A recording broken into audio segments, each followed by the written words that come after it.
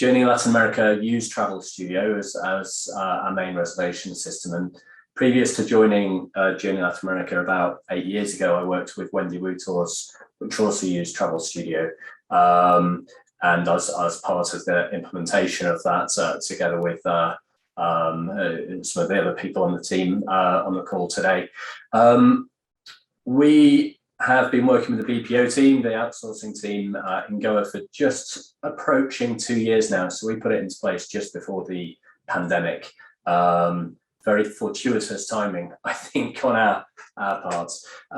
Journey Latin America, just for people who don't know what we do, we're true destination specialists.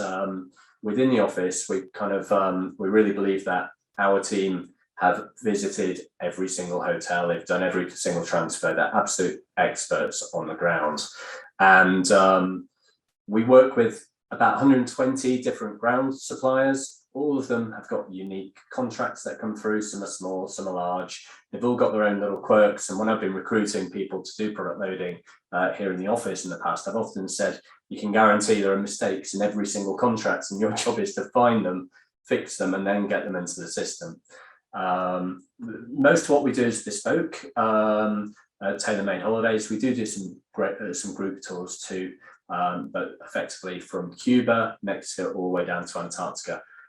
All the different types of travel you can imagine, from 3-star to 5-star, shared services, private services, cruise products, and the flights to get there and in between, we do it. So quite a complex product offering that we have within the business. I'm ready for the next slide, please. Thank you. So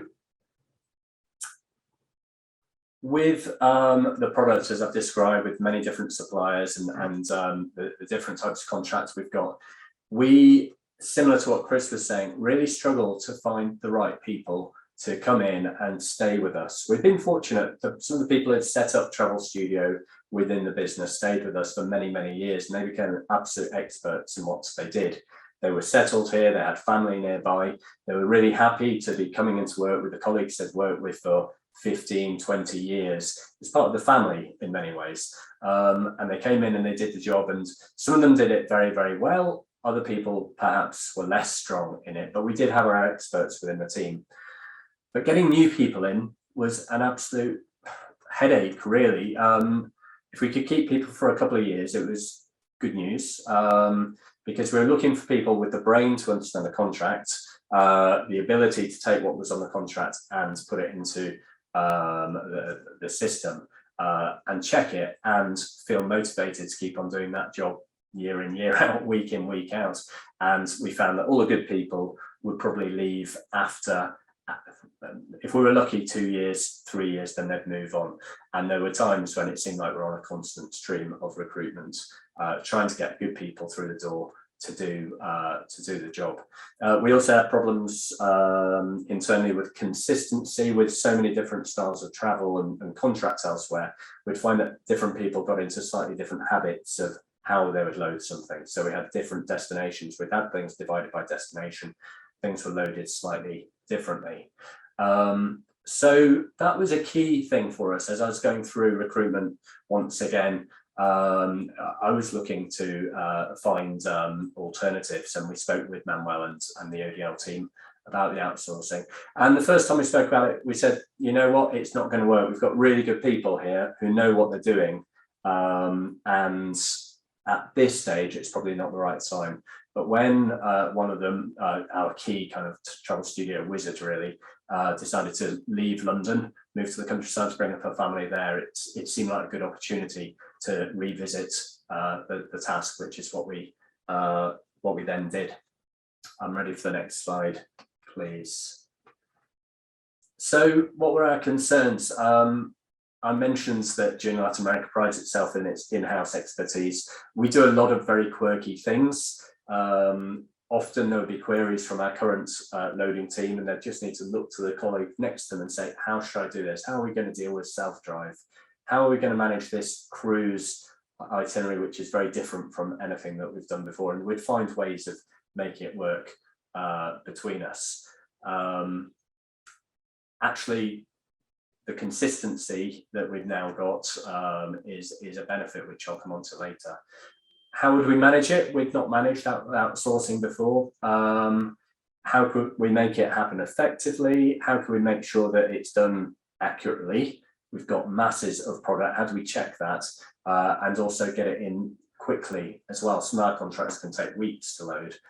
If we get an annual update from some of our countrywide DMCs. And could we trust the team in Goa to ask the right questions if they didn't understand something and not make assumptions? Because if an assumption is made, then it could be a year down the line before we discover a mistake has been made. And we really needed to have a level of trust that whatever was being done within the system would be checked and done correctly.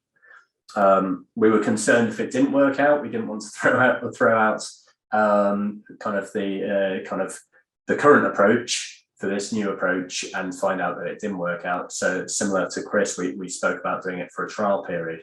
And we were also concerned, as Chris mentioned, on the motivation for the current team, how they'd feel about it. And we tried to kind of say, look, you're spending all your time looking at the detail on these small contracts. There's a lot of stuff with the knowledge that you've got that you can do when we take you away from that detail of that loading, which can bring more benefit to you as an individual and also to the business as well.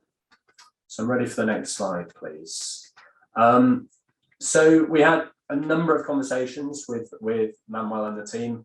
We then got on the phone to Goa and we spoke about those concerns. We were quite open about those concerns and looked at some of the detail on some of the contracts which we felt might be a little bit of a challenge. And we were convinced to give it a try. So we ended up with getting together a small team of 3 in Goa. We sent our whiz, Catherine, who's there in the middle, out to Goa to spend a week with the team doing initial training. I unfortunately haven't had the pleasure of getting out there yet. That was the pandemic has put paid to that for the time being. But I would completely agree with what Chris was saying. That contact was really important, and getting Catherine out there to spend quality time with the team was very, very important as well. We put together quite a lot of bespoke guides for every single contract that we've got. We looked at the detail, and we're in touch every week. Tomorrow morning at 9:30 in the morning, I'll be on the phone to my team out there in Goa, talking through any queries that they've got, talk about the workload that they've got at the moment, and so forth. Constantly in touch, emails every day. We've set up a shared drive on our system so that they are effectively part of the business here as well. And they really are part of the team, and we've set that stool out from the very outset. When there's a success with the team out in Goa, then the whole business within the office knows about it, and people know them on first name terms, even if they haven't met with them. So we've got.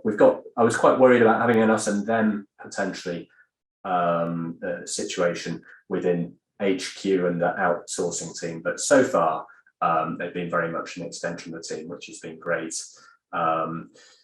We try to avoid bottlenecks by clearing their queries as quickly as we can, answering any questions. We still are the main connection between our DMCs and our other suppliers overseas. They send us the contract and then we share them with the team out in Goa, but we'll still be sharing that dialogue and keeping things moving. And trying to keep the guys out there motivated is quite important. And I'm very pleased to say that they seem to be a really motivated bunch. Could I have the next slide, please? We really, 2 years in, enjoy working with them. It's an absolute pleasure getting on the course with them, even if it sometimes is kind of scratching your head as you're working through some of the kind of more detailed complexities of some of the contracts and how we're going to get them into Travel Studio. But they're keen, they're motivated, and they're lovely to deal with. They're also bright individuals. They grasp things quickly. Sometimes they are coming to me with suggested solutions to problems that they found, which is brilliant as well. So we're enjoying working with them. Over the last 18 months since COVID started, we've lost 50% of our overall team here at Journey Latin America. And if we hadn't got the team out in Goa, I'm not quite sure how we would have managed to keep our system maintained. it's absolutely key to Journey Latin America that we've got all of our contracts loaded, so that if the phones start ringing tomorrow, we're able to book someone for a month's time, for next year, for after that as well. But with the fact we've not carried a single passenger for 18 months as a travel business, obviously we're not on our knees, but it's not great news for any travel business. And unfortunately, we've had redundancies within the business. So having set up the team 6 months or so ahead of the pandemic was excellent timing, really, because they've managed to be able to carry us through. The savings that we've made on the overheads have meant that we've been able to continue with the team out in Goa throughout as well. And we feel that we haven't lost any of the connection with the product, which we feared outsourcing could potentially produce. So overall, it's been quite a success story, kind of working with the team here. I think that might be my last slide, Katrina, but I just wanted to say that they're solid, they're hardworking, they are flexible when we need to shift priorities or try something new. We're very much enjoying working with them, and one key recommendation I would have for anyone who's thinking of doing it is give it a try, but do make sure that you're in close contact and see them as part of your team, because they very much are, and I think you get more out of it from that side of that approach.